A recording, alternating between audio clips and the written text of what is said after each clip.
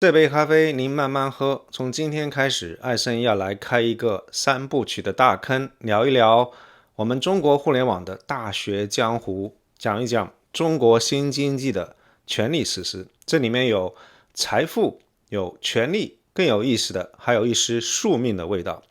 那第一章呢，我们就从那一块被人悄悄抹掉名字的石头开始讲起。我们可以想象一下这个画面：2021年5月份，杭州湖畔大学的校门口，一块刻着“湖畔大学”4个大字的巨石突然就没有了。不是被什么狂风暴雨吹走的，而是被人悄悄地移走，然后给埋了。紧跟着，官方消息也出来了，说这个地方不叫大学了，改名叫浙江湖畔创业研学中心。您品一品，从大学到研学中心也就差了2个字，但是这个感觉简直是天上地下。这个可不只是改一个名字那么简单，在我看来，这是一个符号的死亡，一个时代的落幕。这个当然不是什么简单的校园维护，对不对？我感觉这更像是一场公开的带着那么一点仪式感的处决，而那块石头曾经是多少企业家心里跟朝圣地标一样的东西。这个名字湖畔大学代表的是荣耀，是思想，是未来。但就在那么一刻，它成了行刑台，工人们拿着这个磨盘一寸一寸的把大学2个字给磨掉，那个感觉就好像一座墓碑，碑文都还没有刻好呢，就被人给强行给抹掉了。这才短短6年呢，湖畔大学从一个咱们中国民营企业家心里头那个光荣与梦想的巅峰殿堂，一下子就变成了一个必须要规矩被改造的对象。咱们马校长不是还说过要办300年的吗？这个话还热乎着呢。而一所不发学位证的大学，怎么就能够让最高层感到不安呢？它背后到底藏着马云什么样的野心？而他的覆灭又告诉我们什么呢？很多人都觉得这个事儿得怪马云自己。就2020年10月份，他在上海外滩金融峰会上的那场演讲，简直是平地一声雷。他把中国的金融监管体系给炮轰了一顿，话说的特别拽，特别狠，所以很多人就说，这不就是祸从口出嘛？但是今天艾森想告诉你，这个说法呢，还是稍显太简单了。那样一场演讲，顶多算是压垮骆驼的最后一根稻草，但其实湖畔大学这个结局是早就整定的。想要真正看懂这场大戏，您就得明白一个事儿：湖畔大学为什么会没有了？这个事儿不是偶然的，说白了，它背后是中国几千年来的一个老问题，就是士和商。读书当官的和做生意的这2拨人之间的一点纠葛，再加上在中国那个大一统的治理逻辑，这2件事一碰，在今天湖畔大学的结局，那就几乎是已经注定了。马云的那场演讲，在我看来，它就是一个导火索。他是把一个本来藏在水底以下的结构性的矛盾，用一种近乎挑衅的方式，啪的一下给摆在了桌面上。那这样一来，就让权力体系的那个应激反应来得更快，也更猛了。今天这个视频，我带您从好几个角度，一层一层的把这个事儿给您扒开来看。看看这样一起标志性的事件背后，到底藏着什么真正让人感觉到后背发凉的深层次的原因。那要看懂湖畔大学的这个悲剧，我们先得看懂它的创造者马云。这个地方我说的不是那个做生意的马云，而是那个当布道者的马老师，而是那个想当教父的马校长。在他的这个阿里巴巴帝国里面，他的花名叫风清扬，也就是金庸小说里面那个退隐江湖，但是一出手还是神话一样的绝世高手。但是在公事以外，他好像更喜欢别人叫他马老师，而这个也正是他最早的那份工作。这样一种好为人师的执念，我觉得这大概就是他性格的底色吧。你去看他所有的公开演讲，会发现一个特别有意思的点，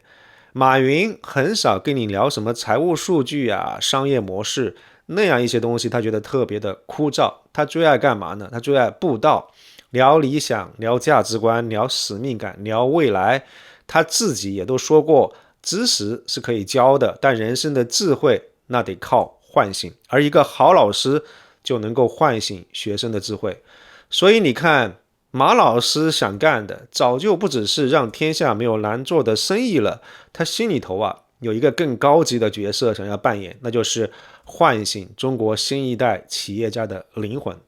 说实话，这样一种渴望其实早就已经深深地扎根在中国几千年的历史基因里头。自古以来，咱们中国社会不就有一个士农工商的等级金字塔吗？士就是读书当官的，他们掌握着权力跟文化的话语权，高高在上。而商呢，哪怕你富可敌国，对不起，你还是被死死地钉在社会最底层。重农抑商的这个国家政策，还有儒家那个重义轻利的调调，就好像一个幽灵一样，在中国商人的脑袋上盘旋了2000年。这个就搞得他们天生就有一种集体的焦虑。我经济上再成功，好像也换不来社会上的尊严跟政治上的安全感。财富这个东西在中国历史上从来都不是护身符，而且很多时候反而是催命符。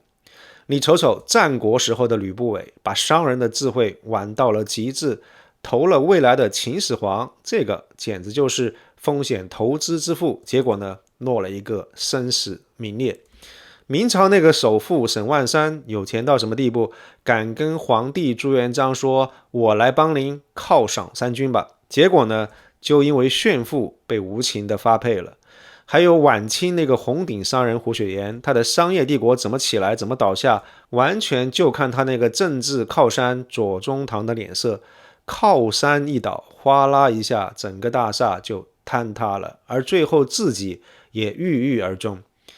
不过您可能会说，所有这些都是老黄历了，21世纪的中国企业家还会被这些宿命困住吗？答案是会，只不过是形式更隐蔽了而已。刚才那些血淋淋的例子翻来覆去就在讲一个道理，在中国没有权力罩着的生意太脆弱了，可是你要离权力太近了，又特别容易引火烧身。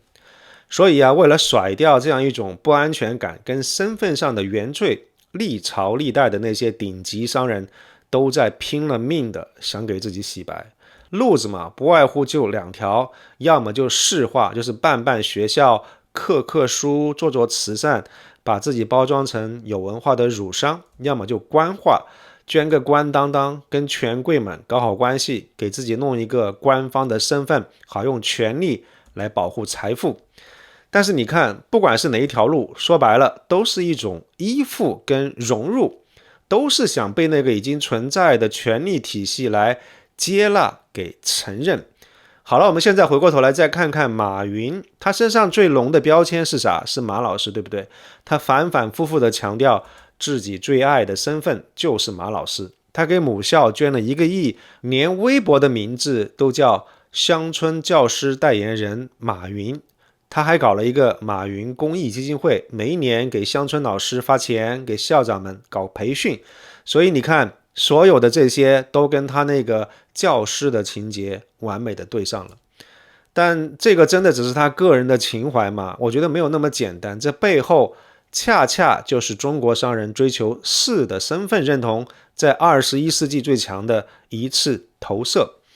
马云想当的并不只是一个普通的老师，他想当的是一个传道授业解惑的精神导师，一个思想的领袖。他甚至把 CEO 都给解读成了首席教育官 Chief Education Officer。 说白了，他就是在商界想要重新打造一个士大夫的角色。我们不仅要创造财富，我们还要塑造价值观，还要引领方向。而湖畔大学就是他这个士大夫之梦的最高级的、最系统的一个实体化的表达。湖畔大学当然也不是石头缝里蹦出来的，它的基因咱们可以往前倒，追到一个更早、更神秘也更奢华的圈子——江南会。2006年，马云拉上冯根生、郭广昌、丁磊这些顶级的浙商大佬，在杭州西湖边上的一个风景绝美的地方，搞了这么一个顶级的私人会所。那个地方简直就是谈笑有巨贾，往来无白丁，守卫森严，入会费还高的吓人，是一个名副其实的顶级富豪的俱乐部。在我看来，它就像一个现代版的红顶商人的沙龙，是马云打造自己精英圈子的第一次重要尝试。这是一个靠着资本跟商业利益连起来的一个非正式联盟。但是好景不长，2014年的时候，一场整治会所歪风的运动席卷全国，开在西湖景区的这个江南会首当其冲，被勒令关停了。就在所有人都以为这个圈子要散伙的时候，马云和他的朋友们玩了一出漂亮的金蝉脱壳。他们没有把江南会就此关掉，而是把它从一个奢华的会所转型成了一个专门培养企业家的学堂。各位，您仔细品一品这样一次进化，这个实在是太关键了。这就好比是脱下了一身奢靡的皮草，换上了一件叫做教育的神圣的外衣。这个圈子的性质立马就从一个纯粹的商业俱乐部开始往一个带有思想塑造跟组织培养色彩的实体来转变了。你想想看，一个富豪的会所顶多会被人骂几句是奢靡浪费，但是一个由顶级富豪主导，由一个教父级的人物充当精神领袖，目标是培养下一代商界领袖的学堂，他在权力的眼中性质可就完全不一样了。2015年，就在江南会的基础上，湖畔大学正式成立了。湖畔两个字直接源自于阿里巴巴的创业圣地杭州湖畔花园小区，可见马云个人对于大学的期许之深。江南会那样一种隐秘的非正式的精英圈子，到了湖畔大学这儿被赋予了正式的架构、崇高的使命和一件合法的外衣。一个更庞大、更有野心，在我看来也更有潜在威胁的独立王国的蓝图已经画出来了。湖畔大学一出生就带着一种前所未有的光环，你看看它的创始人名单，马云、联想的柳传志、万通的冯仑、巨人的史玉柱，还有清华北大的前经管院长，这个阵容几乎就是中国企业界跟学术圈的权力巅峰了。而它的门槛更是被故意打造成了一个传说。你想象一下，您是一个成功的企业家，想去湖畔大学上学，第一要求创业3年以上，你的公司营收要超过3000万，纳税连续3年，公司的规模超过30个人。第二的话，你得找3个顶级的大佬给你写推荐信，而且这3个人当中还必须有一个是湖畔大学指定的圈内人。听说头几年马云会亲自面试每一个申请的人，结果怎么样呢？前5年录取率低至 2%， 人家斯坦福本科录取率还有 4.4% 呢。所以连媒体都惊叹到，这湖畔大学比哈佛大学还难进。3年的学制跟30万人民币的学费，确保了这个学员圈层的高度同质化。而这样一种极致的精英筛选，一下子就把湖畔大学给塑造成了一个商业的圣殿。你能进去拿到的可不只是一张录取通知书而已，那是一张通往中国顶级商业圈层的黄金门票，是一种身份的终极认证。你看他的学员名单星光熠熠，比如说有快手的束华、饿了么的张旭豪、58同城的姚劲波，全都是他的门徒。但话又说回来，如果只是一个精英俱乐部的话，可能还不至于那么致命。湖畔大学真正的危险，在我看来是他那个非常独特的教学理念。马云自己都说了，湖畔不教你怎么成功，我们专门研究别人是怎么样失败的。这个听起来是不是很酷呢？但是他们到底在学什么呢？他们会复盘历史上那些经典的商业大战，让学员分组 PK 搞沙盘推演。他们还在湖上搞蒙眼划船，干嘛呢？培养学员之间那样一种绝对的信任。他们还有一个特别残酷的失败反思会，每一个学员都要求把自己创业路上最惨痛的失败一点保留都没有的剖析给所有的同学听。而所有这些教学设计的背后，其实是一整套以使命、愿景、价值观为核心的思想体系。马云他在开学典礼上就已经放话了，来湖畔不是为了赚钱，要是为了赚钱，那你们完了，我们也完了。所以你看，他并不是在教你怎么样看财务报表，他是在重塑你的灵魂，在给你构建一种共同的信仰跟商业哲学。好了，我们现在把所有这些东西拼在一块儿看，一个个人魅力爆棚的马校长，一群已经手握巨大社会资源的精英学员，一套统一的超越商业的价值观，再加上各种充满仪式感，目的就是要建立深厚感情的共同体验。一个高度同质化、拥有共同湖畔精神的精英企业家群体就这么形成了。您可以想想看，他们毕业以后会形成一个什么样的校友网络？这是一个基于师生情谊跟校友身份的网络，他们的凝聚力跟行动力会比任何商会都要强得多。而这恰恰就是让当局最担心的地方。马云，你这到底是在培养企业家呢，还是在培养你马云的人？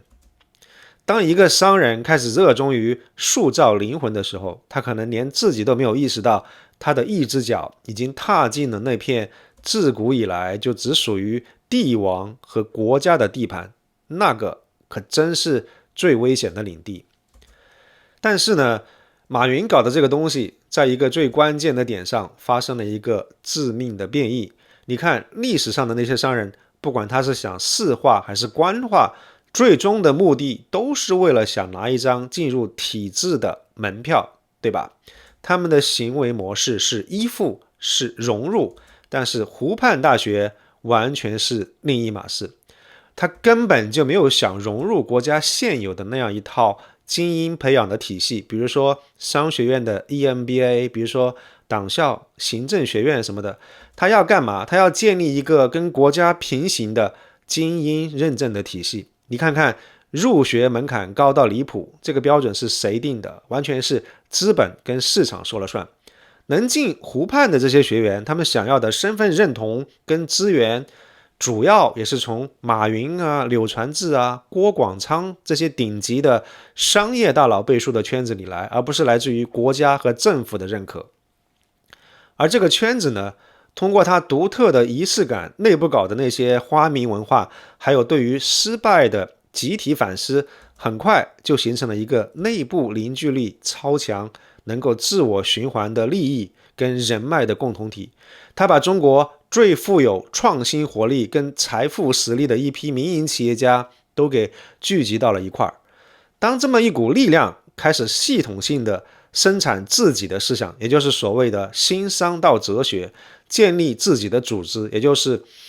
湖畔的校友网络，还有自己的精神领袖马校长的时候，他就已经不再是一个 EMBA 的课程那么简单了。在我看来，它已经变成了一个潜在的独立于国家控制之外的社会权力中心。这样一种平行体系的构建，是历史上的红顶商人们想都不敢想，也根本做不到的。胡雪岩的钱庄在流，他也得依附于官僚体系。东林书院那帮读书人的名气再大，他们的首要身份也还是大明朝的官员。而湖畔大学呢，他试图搞一个以资本为基础、以企业家为主体、以马云为核心的自成一派的价值共同体。这一下子就把传统那样一种政商之间的主仆关系给变成了两个权力中心之间的平行对峙。在一个权力高度集中、特别强调统一领导的政治体系里面，这样一种平行本身就是一种不被允许的挑战。这个才是湖畔大学从根本上就碰了高压线的地方，这个也是他作死的逻辑起点。那如果说世商纠葛是湖畔大学命运里面的一条暗流，那朋党之争这样一种政治的恐惧，就是把它推向深渊的滔天巨浪。在中国2000多年的帝制历史上，朋党这个词一直都带有一种原罪的色彩，这个是皇帝最恨、大臣最怕的一顶政治帽子。你想想看，东汉末年那帮士大夫搞轻易，今天评点这个人物，明天批评那个政策，结果呢，招来了残酷的党锢之祸。一大批名士要么被杀，要么被关一辈子。当时宦官去告状，用的罪名就是你们这帮人呐，勾结各地的学生，结成团伙，诽谤朝廷。皇权最怕的是什么？就是你们这些有文化的家伙跨着地区勾结在一块儿，形成一股政治势力。唐朝的牛李党争几乎把整个帝国的元气都给耗光了。到了宋朝，那就更绝了，防范朋党简直防到了骨子里头。宋太祖赵匡胤一开国，核心的思想就是严防当官的结党。他改革科举，搞了一个殿试，皇帝亲自面试，让所有考上的进士都成了天子门生。他这么干图啥呢？就是为了切断考官跟学生之间形成私人势力的那个链条。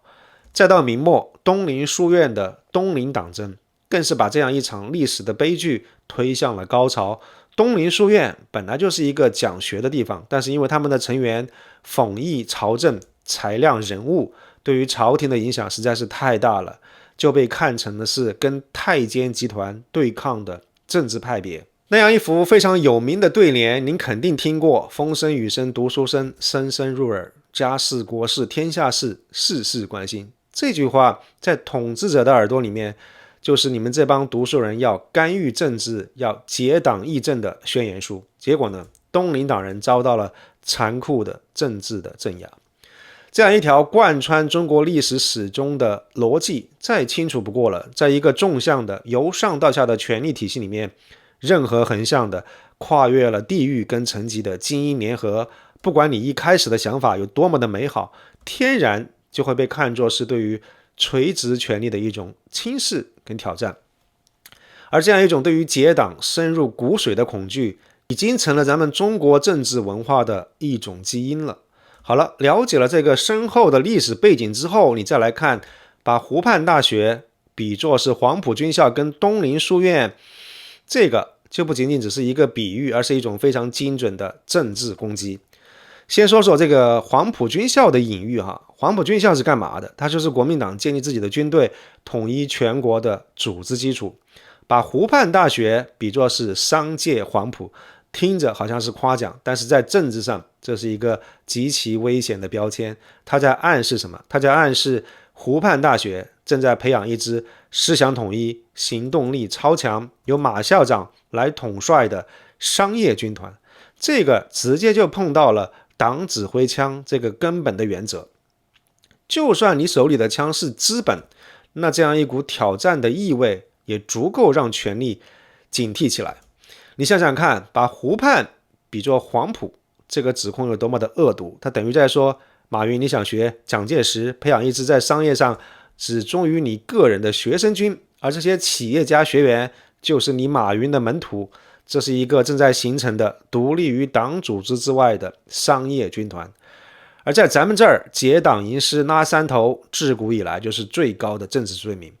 那我们再说一说东林书院这个隐喻，这个比方就更阴险、更致命了。他直接把湖畔大学描绘成一个现代版的东林党，一群精英结成社团，打着讲学的名义，干着议论政治的实事，形成强大的舆论势力来对抗现有的体制。而马云在外滩峰会上的那番发言，简直就是为这个隐喻提供了最完美的注脚。一个在野的商业领袖竟然敢公开的批判国家金融体系的人物和得失。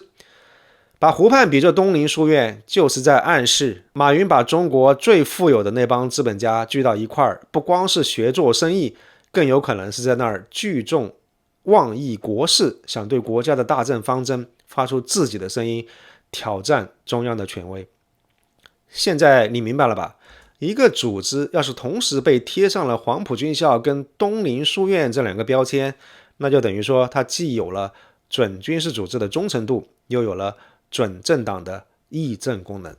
一旦湖畔大学被成功的和朋党、结师、东林书院这些词给捆绑在一块儿，那它到底是教了什么，学员们到底想了什么，其实已经不重要了。在权力的眼中，它已经被提前定性了，就是一个有潜在政治风险的异类组织。那既然已经定性了，那什么时候收拾你，也就只是时机问题了。一个学校究竟要怎么做才能够让国家机器觉得它比一个金融炸弹更危险？其实答案就两个字：越界。那接下来我就告诉你，马云和他的湖畔大学到底越过了哪3条不可触碰的生死线。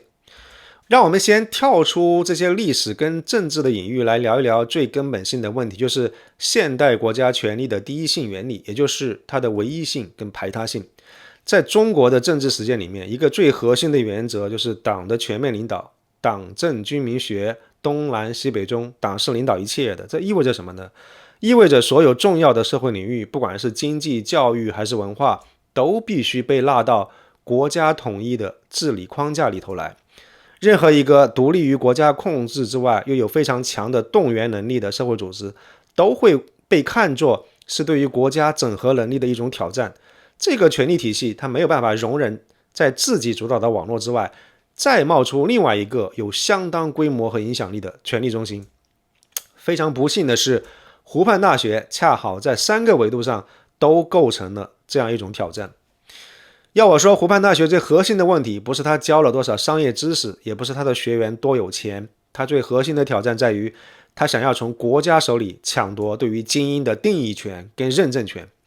你想想看，在中国谁是精英，怎么样培养精英，为谁培养精英，所有这些问题的答案历来都是由国家实时抓在手里面的。从古代的科举制度到现在我们的干部选拔跟高等的教育体系，全部都是由国家主导。可是湖畔大学呢，它提供了一整套全新的精英的叙事。在它这儿，精英不再是由学历或者是官位来定义，而是由你在商业上有多成功，你的营收、利润、市场份额来衡量的。而他的培养模式是听马校长讲他的失败学跟新商道，他的认证方式不是国家教育部的文凭，而是你能够进入这个顶级圈子本身就能给你带来的一种身份的光环。说白了，这个就是在体制之外构建了一个独立的精英价值评估体系跟精英身份的授予体系。当一个商人开始系统性的、有组织的去定义跟培养一个时代的精英群体的时候，他就已经从一个经济角色跨到了一个政治角色。他干的这个事儿就已经碰触到了国家在意识形态、人才战略跟组织建设上的核心垄断权力。这不是商业竞争，这个是在精英塑造这个场子里跟国家权力在竞争。而马云个人的影响力显然就是点燃这个矛盾的催化剂。在出事之前，他早就已经不再是一个简单的企业家了。马云他是创业偶像，是中国的国际名片，微博上有几千万粉丝，在国际政坛上都吃得开的公众人物，他甚至还有联合国的护照和职位。湖畔大学的创立说到底是根植于马云日益膨胀的野心。早在2006年底，他就曾经私底下说过，他不仅想要当商业的教父，更希望在文化上、教育上也要掌控全局。所以你想想看，当他这样一种登高一呼、应者云集的个人影响力，跟湖畔大学的组织形态，还有他背后的蚂蚁集团的金融实力，这3样东西叠加在一块儿的时候，一个让权力根本没有办法忽视的系统性的存在也就形成了。而这个系统性的存在，它有什么实力呢？首先是金融的基础，蚂蚁集团是一个深深扎进中国金融体系的庞然大物。其次有组织的载体，湖畔大学是一个把中国最有活力的那批民营企业家组织起来的精英网络。他们有精神领袖马云，这是一个导师的形象，给这个网络提供思想上的向心力。这么一个资本加组织加思想3位一体的结构，它潜在的能量已经远远超出了商业的范畴。它会不会产生独立的政治诉求？它会不会在某个关键的时刻动用它掌握的那些巨大的资源呢？所有这些问题必然会成为最高权力层最深的忧虑。不管马云跟湖畔大学一开始的想法有多么的纯粹，当一个商业领袖的影响力大到足以被看成是一个独立的权力的极点的时候，他就已经碰到了权力的根本边界。从这个角度来看，削弱它、规训它，就是权力为了维护自己唯一性这个第一性原理必然会做出的选择。外滩峰会那样一场演讲，只不过是为了这个必然要来的行动提供了一个让所有人都没话说的公开理由而已。敢于公开批评中国的金融体系，我觉得这是马云在长期巨大的成功之后产生的一种权力的幻觉跟角色认知偏差的必然结果。老实说，在那之前，马老师其实早就已经太飘了，走得太远了。2019年，马老师跟马斯克在上海那样一场关于 AI 的对话，如此惨不忍睹，就多少能够看出一点端倪。更何况还有2017年，您还记得吗？特朗普刚刚当选，马上要坐上总统宝座的时候，马云主动跑去美国拜访特朗普，还说要为美国创造100万个就业机会。我猜他当时可能真心觉得，凭借他自己的这个商业智慧和全球的名气，是的确可以在国家外交这个层面上扮演一个角色。但是你要把这一次会面放到中国的政治权力跟外交逻辑里面去审视的话，那这样一个错误的本质就暴露无遗了。据说呀，中国政府还是在马云跟记者开完发布会以后才知道这个事儿。北京方面对于马云没打招呼就跟特朗普会面非常的不爽，这种做法在体系看来就是极其严重的越位行为。你想想看，为美国创造100万个就业机会，这么大级别这么大量级的一个国际的承诺，董事的做法就算是你们公司来创造的，也应该是交给国家元首或者是政府首脑在国事访问的时候来拿出来来做这个承诺，对不对？把面子肯定要留给话事人。他马云跑去美国出这个风头，是把自己放在一个什么位置上呢？说实话，我当时都觉得马云这么牛的一号人物，怎么可能会犯如此低级的错误，简直是不可思议。但是现在回想起来，这个真的也就是权力的幻觉导致的必然结果。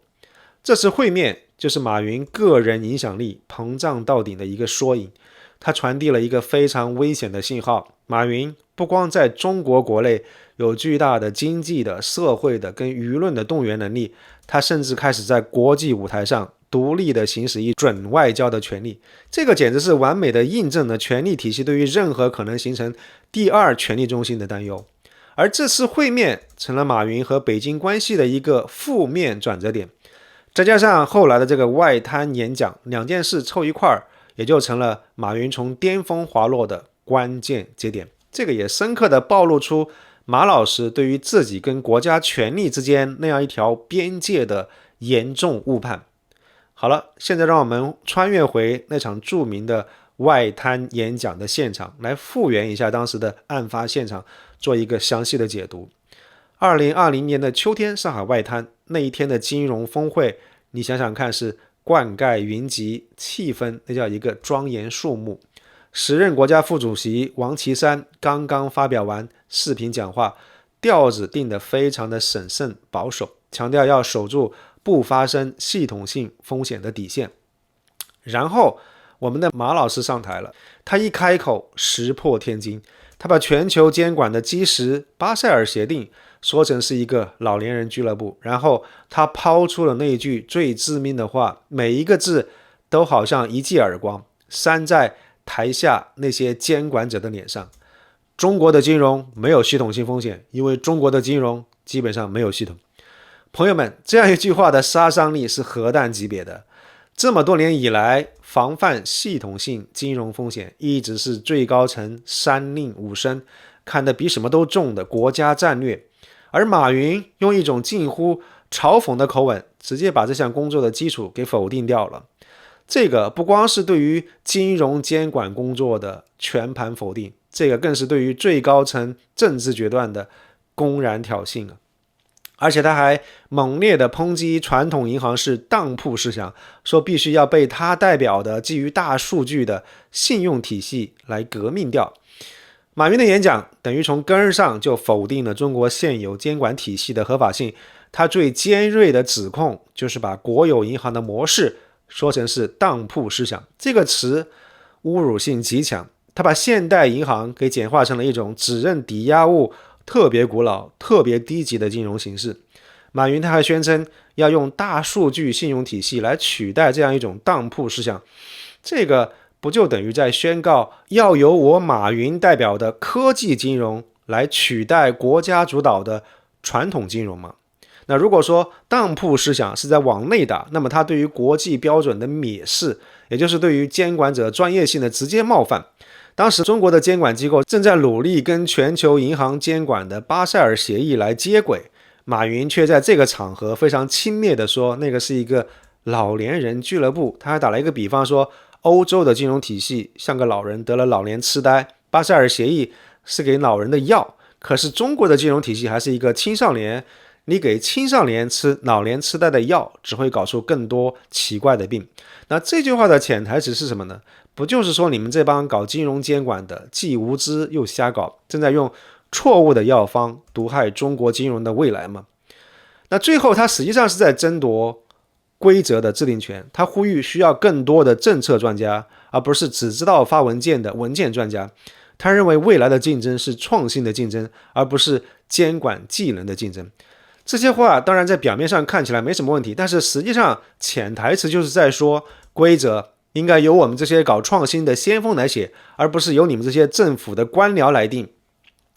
要想理解这样一场地震的政治威力，我们必须要懂得一个关键的概念，叫做国家统合主义。简单来说，就是一种国家跟社会的关系模式。在这样一种模式底下，国家也就是党会把商界这些社会团体组织成官方或者是半官方的协会。企业家你可以发财，也可以提建议，但是你必须在党给你画好的这个框框里面，通过特定的渠道来。党和国家是所有利益的最终协调者跟裁判，他的权威不容挑战。而马云的演讲恰恰就是对于这个模式的公然破坏。他没有走内部渠道，而是选了一个全世界都盯着看的公开的论坛这个场合，向整个体系开炮。他想用自己的声望和蚂蚁马上就要上市的这个势头来逼着国家接受他那样一套说法。在国家统合主义的逻辑里面，这个就等于是一个诗人想要篡夺党和国家作为经济秩序最高制定者的角色。他从一个体系内的合作者一下子就变成了体系外的挑战者。马云他正是触碰了那样一条最核心的红线，你可以成为财富的巨人，但你绝对不能挑战党制定规则的那个权威。所以现在大家普遍的说法就是马云是祸从口出，惹恼了高层。这个说法简单直接，还挺有戏剧性的。但是呢，我觉得这是一种比较危险的简化，它会让人以为只要企业家能管好自己的嘴巴，就能够平平安安。但其实真正的根源我们前面已经分析过了，湖畔大学跟蚂蚁集团已经分别对老戴，也就是思想和组织的主导权，和钱袋子，也就是金融的控制权，构成了系统性的挑战。在我看来，清算是必然的，而那次越位的外交跟上海那次唐突的演讲，只是彻底堵死了任何妥协的可能性，并且为这样一场清算按下了发射的按钮。我们再来看一看蚂蚁集团对于钱袋子的挑战到底有多致命。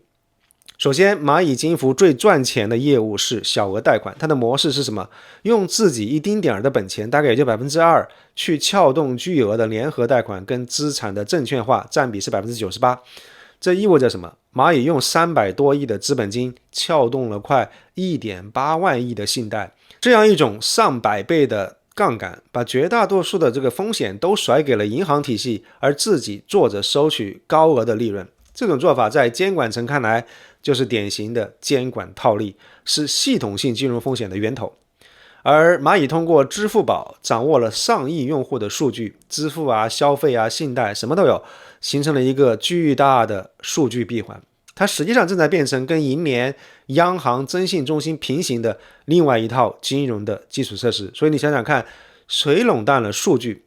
谁就垄断了未来金融的制高点。而根据《华尔街日报》这些媒体的报道，蚂蚁上市前的股东名单里面，你如果一层一层的扒开来看，能够看到一些跟前政治高层关系很近的权贵资本的影子。所以这样一场 IPO 被看作是一场巨大的造富盛宴，而参加这场盛宴的人里面，包含了一些让现在的领导层感到不安的政治派系的力量。所以叫停 IPO 在某种程度上也是为了切断某一些政治势力的资金链。据说最高领导人本人也并不希望这一次上市给这些权贵带来巨大的经济利益，从而影响他实现共同富裕的政治议程。所以你想，当你对钱袋子跟脑袋的双重挑战叠加在一块的时候，那这个危险性可就是指数级的增长了。而马云的演讲，它真正的作用是什么呢？是他用一种极其狂妄跟公开的方式，把本来这些藏在幕后的、在水面底下的潜在的系统性的挑战，咣的一下，戏剧性的摆到了全世界的面前。他不仅要挑战规则，他甚至还想自己来定义新规则。这个无异于公开宣告，我这个商业帝国已经不满足于在你们画的框框里玩了，我要另起炉灶。所以马云这个行为让本来或许还能够私下里谈慢慢整改的矛盾，瞬间就升级成了一场必须公开马上回应的果断处置的政治立位事件。权力必须清清楚楚地向国内外所有人展示到底谁才是老大。所以请你记住，那样一场演讲它并不是清算的起点，它只是清算的发令枪。没有这次演讲，清算也只是一个时间问题，但是演讲的出现让这样一场清算来得更快更猛，也更加不留任何情面和余地。后来《华尔街日报》有一个深度报道，这样一份演讲稿很快就被整理上报，最后就摆在了最高领导人的桌上，引发震怒。习总亲自下令叫停蚂蚁上市。马云他以为自己是在为创新呐喊，但是在权力之巅看来，这是一次毫不掩饰的挑衅跟宣战。他亲手为自己按下了那个通往深渊的启动键。接下来发生的事情简直就是一场教科书式的来自于国家机器的系统战，行动之快速，力度之大，一环扣一环，滴水不漏。第一张倒下的多米诺骨牌就是蚂蚁集团。2020年11月3号，就在上市前2天，这样一头马上就要创造全球最大 IPO 记录的独角兽被紧急叫停了。当然，从金融监管的角度来看，蚂蚁金服近100倍的杠杆率的确对于金融稳定构成了不容忽视的风险。而第二张多米诺骨牌是阿里巴巴。1个月以后，反垄断调查启动，直指他那个长期强制商家2选1的霸道行为。2021年4月，审判结果出来，创纪录的 182.28 亿天价的罚单。你以为这个数字是随便定的吗？不，它是他前一年销售额的 4%。 老实说，这已经不是罚款了，这是一种公开的带着惩罚跟羞辱意味的11税。金融的杠杆被拆了，商业的根基被重锤，现在审判的最后一击，也是最具有象征意义的一击，落向了马云最引以为傲的思想阵地湖畔大学。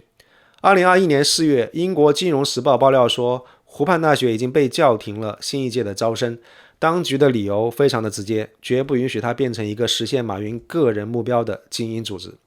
然后就发生了我们开头谈到的那一幕，有目击者称，当时现场没有任何仪式，没有宣告，只有工人那样一种安静的机械的打磨声。这是一场公开的符号性的羞辱性的处决。湖畔大学没有了，取而代之的是一个听起来平平无奇的浙江湖畔创业研学中心。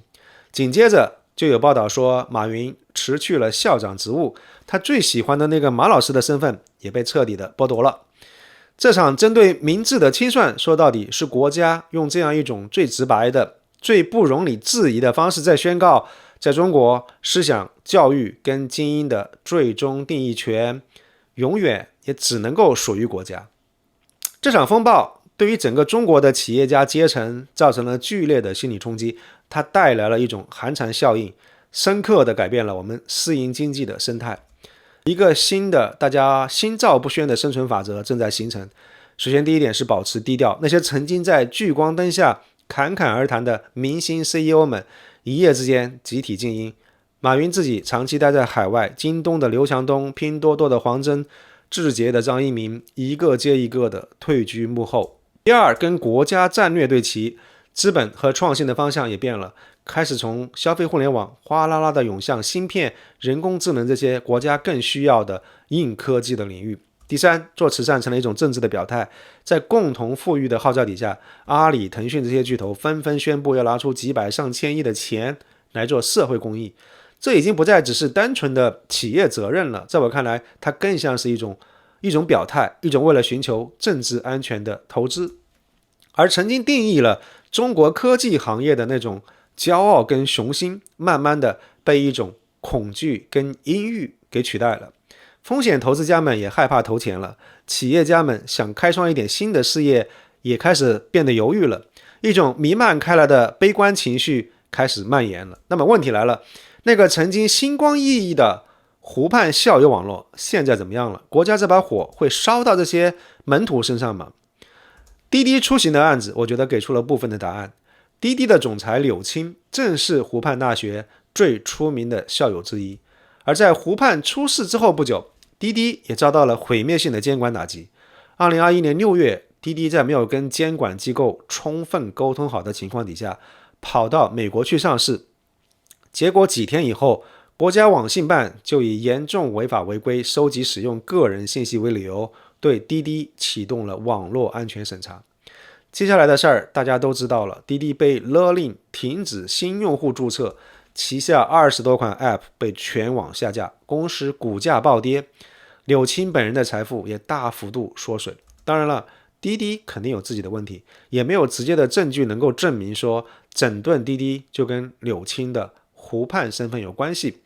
但是这两件事情在时间上挨得这么近，本身就传递了一个非常强烈的信号，他在告诉所有人，就算你是湖畔网络里面最顶尖的成员，这个精英的圈子也不能给你任何政治的保护，恰恰相反，这个身份可能会让你经受到更严格的审视。而这场风暴很有效的把湖畔系这个潜在的派系力量给彻底打散了。湖畔校友作为个人依然可以很成功，但是湖畔系作为一个有凝聚力的集体，它已经不复存在了。在这之前，中国的企业家，特别是互联网这一班新贵，可以说经历了一个黄金时代，他们是创新的英雄，被媒体捧在天上。很多人像马云一样，特别喜欢仰望星空，构建自己的影响力网络。事实上，当所有人的眼光都聚焦马云的时候，也的确有那么几股更庞大、更隐秘的联盟正在悄悄地形成。这个我们留到第2集、第3集会再详细展开来讲。但是湖畔大学的终结，事实上宣告了这个时代的戛然而止。湖畔大学的死亡，给所有的中国企业家都画下了一条清晰的、冰冷的，而且不容你跨越的红线。商业的归商业，政治的归政治，这样一条红线，它清清楚楚地定义了商业权力的边界，也指向了一个更大的背景，时代转向了。中国正在从那个以效率优先为特点的发展模式，转向一个更加强调安全、公平、秩序和共同富裕的新阶段。而对于资本无序扩张的警惕，对于国家安全的强调，都是这个大转向的体现。马云和他的大学只是恰好站在了这股历史性浪潮的最前面，所以他们也承受了最猛烈的冲击。湖畔大学这块墓碑埋葬的不仅仅是马云的教师梦，他也给中国所有的商业精英上了一堂最深刻也是最昂贵的失败学的课程。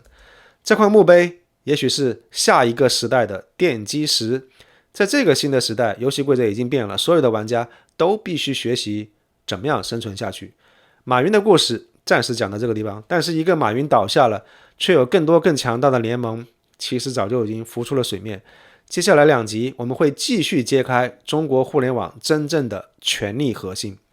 好了，今天的内容就先到这个地方。如果您对这个话题感兴趣的话，请记得点赞、分享，并且订阅艾森的频道。也特别欢迎您在评论区留言，跟我们一起分享您的看法。